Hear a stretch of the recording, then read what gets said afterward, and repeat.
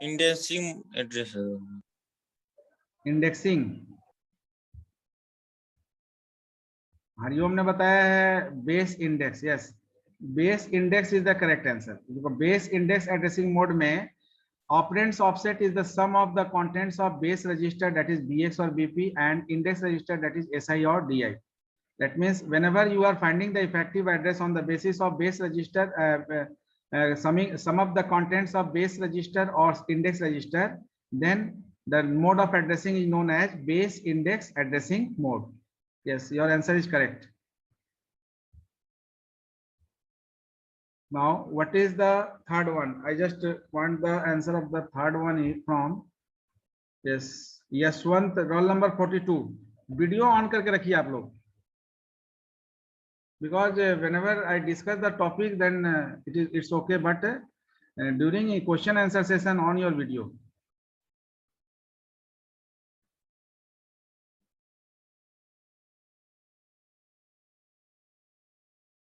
बताइए Yashwant, identify the addressing mode. Yes sir. हाँ, तीसरे वाले में मोड ऑफ एड्रेसिंग क्या होगा, क्योंकि आप दो क्वेश्चन जब सॉल्व हो गया है तो बाकी का आपको सोल्यूशन मिल रहा होगा। आप एड्रेसिंग मोड को अगर नोट्स बनाए होंगे, लिखे होंगे, तो उसमें भी देख कर बता सकते हैं। अब वो देखने लगा। चलिए स्वाति कुमारी बताइए। नहीं सर। स्वाति कुमारी बताइए।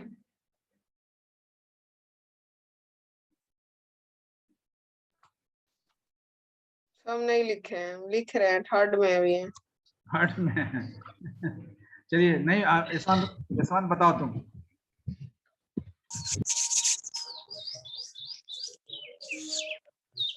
लिखे हैं कि नहीं आप? पहले यशवंत ये बताइए। नहीं लिखे सर, नहीं लिखे सर। खुशबू कुमारी, दो क्वेश्चन सॉल्व होने के बाद तो आपको समझ में आना चाहिए कि एक्चुअली में यहाँ पर हमको क्या आंसर देना है।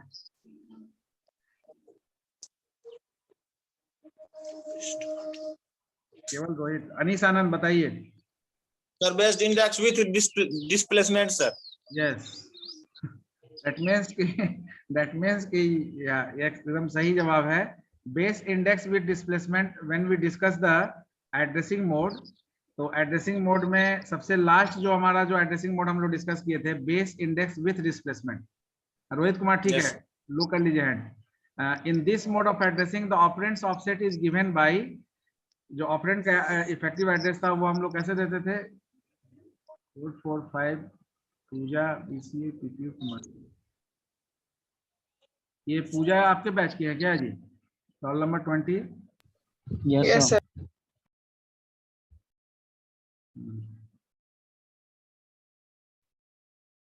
Role number 20।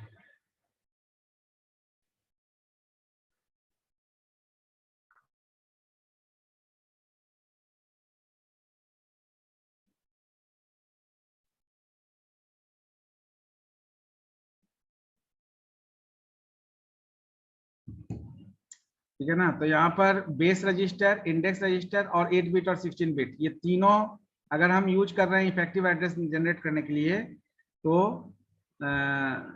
That mode of addressing is used for base index addressing, base index with displacement addressing mode. तो क्वेश्चन नंबर जो थर्ड है, सी है, इसमें एड्रेसिंग मोड आपको आइडेंटिफाई करना था। बेस बीएक्स और बीपी के चलते बेस्ड, एसआई और डीआई के चलते इंडेक्स्ड, और 8 बिट और 16 बिट के चलते displacement.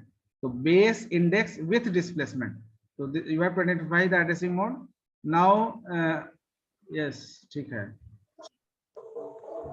Fourth one is I think that yes Sania Zafar. What is your answer? whether you completed the answer or you are not capable to give the answer. Sania Jafar, are you there? बहुत सारे लोग रखे हैं। Yes, roll number 20। हाँ बताइए। Yes sir। बताइए, what is your answer? Index addressing mode, yes, correct. Because in this we are using the in the third part we are using source index or destination index with displacement. So index addressing mode is correct answer. You will get clue for first one. A से आपको clue मिल गया होगा क्योंकि base है तो base based addressing mode है, तो यहाँ इंडेक्स है तो इंडेक्स एड्रेसिंग मोड। ठीक है ना, ठीक, करेक्ट। तो जस्ट नोटिफाई द आंसर, ये जो बाकी लोग इसका आंसर नोटिफाई कर लीजिए कि ये जो इफेक्टिव एड्रेस है, ये इफेक्टिव एड्रेस हम इंडेक्स एड्रेसिंग मोड में आप जब ये एड्रेसिंग मोड को एक बार रिव्यू करिएगा तो वहां पर ध्यान दीजिएगा, ये एग्जामिनेशन के लिए इंपॉर्टेंट है कि इफेक्टिव एड्रेस का बेसिस क्या होगा। तो वो इफेक्टिव एड्रेस जो है बेसिस होता है पर्टिकुलर मोड ऑफ एड्रेसिंग के लिए। Correct. And what about the last one? Last one कौन बताएंगे? Raise the hand. Yes, sir. Sir, Yes, direct. Direct addressing mode, yes correct. Direct addressing mode is correct answer, क्योंकि जब हम लोग discuss किए थे, हाँ बोलिए। देखिए, हाँ, डायरेक्ट एड्रेसिंग मोड में when no memory and registers are used, यानी डायरेक्ट एड्रेसिंग मोड में क्या है कि जब आप डायरेक्ट एड्रेस ही भेज देते हैं, जिस एड्रेस पर आपका कंटेंट है, डेटा है, तो that mode of addressing is direct mode of addressing. यहाँ पर हम लोग 1000 यूज किए थे, वहां पर 1001 यूज किए हैं। तो ये अगर 1000 आप ले रहे हैं, तो हमने एग्जांपल भी लिया था कि सपोज एक एरे है ए जिसमें वैल्यू 4 है, इसके लिए एक पॉइंटर वेरिएबल पी ले रहे हैं और पी में हम ए का एड्रेस असाइन कर रहे हैं। तो ब्लॉकिंग कैसे होता है मेमोरी में? तो यहाँ ब्लॉकिंग है, ए का वैल्यू 4 है, तो सपोज करो, एज्यूम करो कि 1000 एड्रेस है इसका, तो पी जो पॉइंटर है ये 1000 को रखे हुए है और पी का भी एड्रेस होगा 2000। तो जब हम ये 1000 को यहाँ पर एड्रेस पास करेंगे तो 1000 पर हमारा वैल्यू क्या है? 4। तो 4 को हम बाय मेमोरी नहीं वहां लोकेट किए, अगर बाय मेमोरी करते तो ए से लोकेट करते, क्योंकि A is the memory variable in which the value 4 is assigned. we are giving the address where the value is stored. So whenever we are using address, ठीक है ना, तो that is known as direct addressing mode. तो यहाँ पर इस session, इस particular question में EA इक्वल टू 1001 लिखने का मतलब है कि effective address is generated on the basis of address directly, that is why it is direct addressing mode. I think the question, all question is clear to all of you. Yes, sir. Yes, sir. Yes, sir. Just note it down all the question. And next question is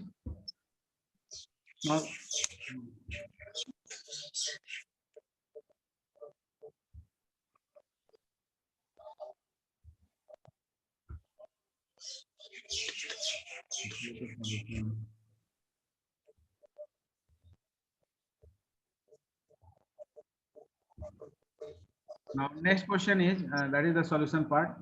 ये solution हम लोग जो question का था उसका solution है, यानी effective address अगर ये होगा तो mode of addressing base addressing mode correct है।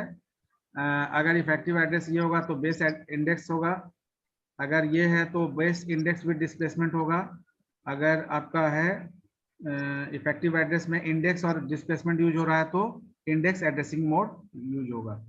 Now the next question is question number 9. Just note it down. What is the supply to be given to the VCC input to the 8086? So what is the supply to be given to the VCC input of the 8086? Question number 10. What is the maximum frequency and duty cycle of the clock signal given to the 8086? And in question number 11, if the content of the data segment and base register is 2500H and 1000H respectively, from which memory location will the 8086 fetch the data while executing the instruction move CX BX?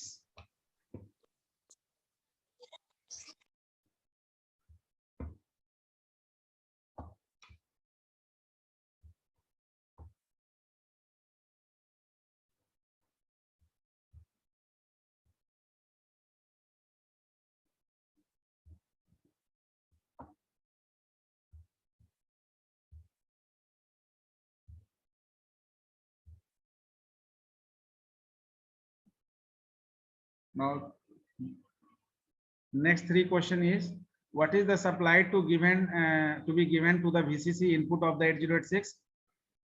Second, 10 question number 10 is, what is the maximum frequency and duty cycle of the clock signal given to the 8086? And question number 11 is, if the content of the DS and BX register is 2500H and 1000H respectively, from which memory location will the 8086 fetch the data while executing the instruction? ये instruction जो लिखा गया है, इस instruction में बताना है कि आपका कौन सा मेमोरी लोकेशन से 8086 डेटा को फेच करेगा। ये भी हम लोग एड्रेसिंग मोड जब डिस्कस किए थे तो वहां पर BX और BP को बताए थे कि BX के कब यूज होता है। यहाँ पर हिंट हम दे देते हैं थोड़ा सा, ये क्वेश्चन नंबर 11 के लिए। क्वेश्चन नंबर 11 हम ट्राई करें। हाँ ठीक है, ट्राई करिए सर 16 बिट रजिस्टर। ठीक है, हम यहाँ पे ये बताना चाह रहे थे कि आपका जो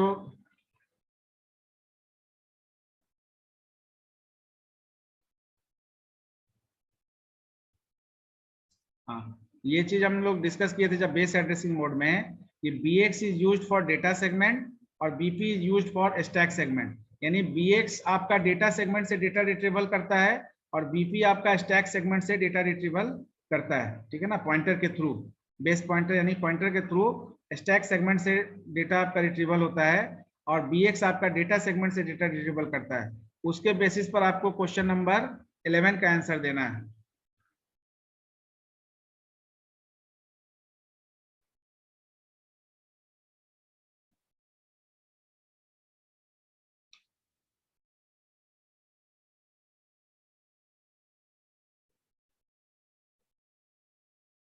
कंप्लीट हो गया, क्योंकि पहला दूसरा क्वेश्चन का 9 10 में तो आपको वर्ड में आंसर होगा, क्वेश्चन नंबर 11 भी वर्ड में, इसमें कोई सेंटेंस भी नहीं बनेगा इस 3 क्वेश्चन का आंसर देने के लिए।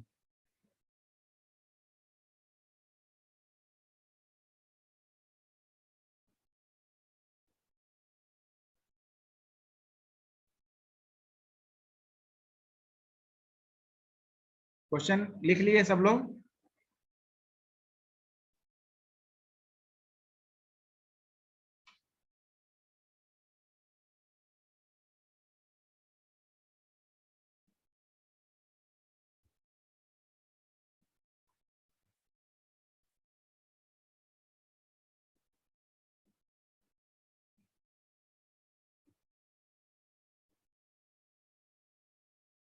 रोहित लिख लिए question? No sir. Sir circle of D के बाद क्या लिखा हुआ है? Duty circle cycle. अच्छा, cycle of the clock signal.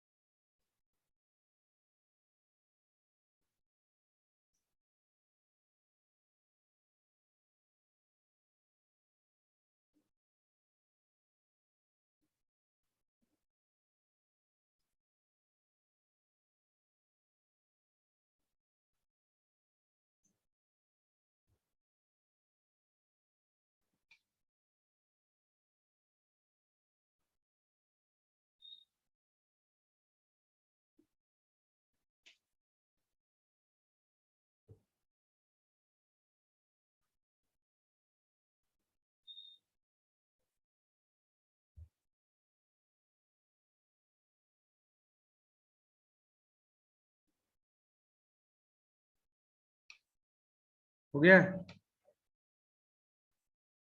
Hariom Kumar लिख लिए? विष्णु गौतम?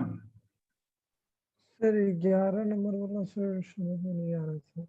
11 नंबर को हम बोल दे रहे हैं, आप एक बार लिख लीजिए। If the content of the DS and BX register, if the content of the DS data segment and BX register is 2500H, ये आपका कंटेंट है, 2500H DS में है और 1000H BX में है respectively, from which memory location will the 8086 fetch the data while executing the instruction? ये instruction को एग्जीक्यूट करने के दौरान आपका 8086 डेटा फेचिंग कौन सा मेमोरी लोकेशन से करेगा, DS से या BX से? आपको इतना ही बताना है, डेटा सेगमेंट से या बेस रजिस्टर से।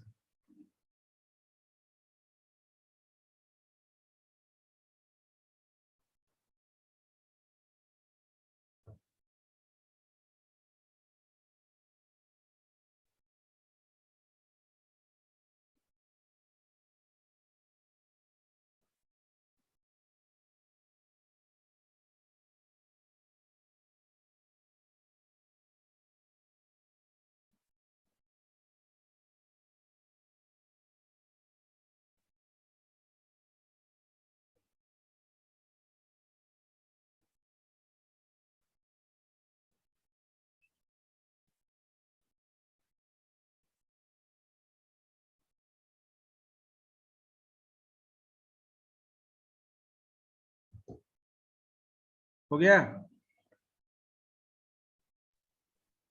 Yes sir. चलिए विष्णु गौतम बताइए क्वेश्चन नंबर 9 आंसर।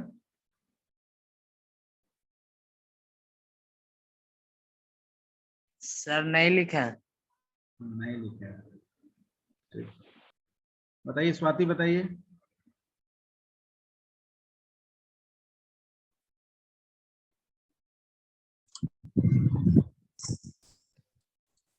सर वो पिन डायग्राम जब डिस्कस किए, हाँ पिन नंबर 40 है सर।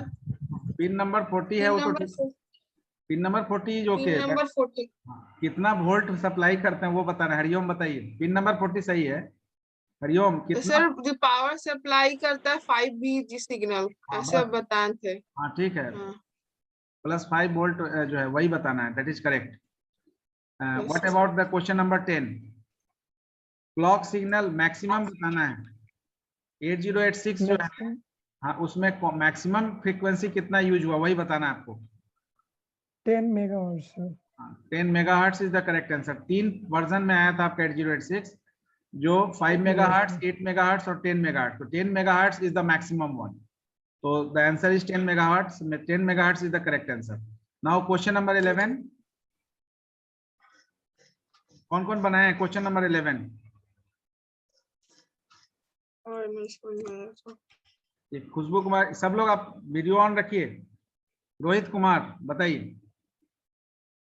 सर डेटा सेगमेंट से सर। Yes yes correct. इसलिए ये क्वेश्चन में क्या है, बेस रजिस्टर BX लिखा गया है, तो BX आपका जो है वो वहां पर यूज हो रहा है किस पर्पस के लिए? एड्रेसिंग के लिए। तो BX बेसिकली यूज होता है आपका डेटा सेगमेंट से। बेस को एड्रेस करने के लिए। तो इसलिए कंफ्यूज करने के लिए इस क्वेश्चन में डेटा सेगमेंट और बेस रजिस्टर दोनों का कंटेंट दिया हुआ है, लेकिन actually Yes, data sir. Segment को ही यूटिलाइज करता है BX, ठीक है ना? तो Yes, answer sir. Data segment is the correct answer, क्योंकि आप इफेक्टिव एड्रेस BX देखेंगे और बता देंगे कि BX is from the base register, यानी मेमोरी लोकेशन कहाँ से फेच करेगा डेटा, तो बेस रजिस्टर से नहीं, वो मेमोरी आपका डेटा सेगमेंट से डेटा को फेच करेगा मेमोरी लोकेशन से। तो that is the correct answer, ठीक है। Sir excuse me sir next class का टाइम हो गया है। Okay okay, I just wind up the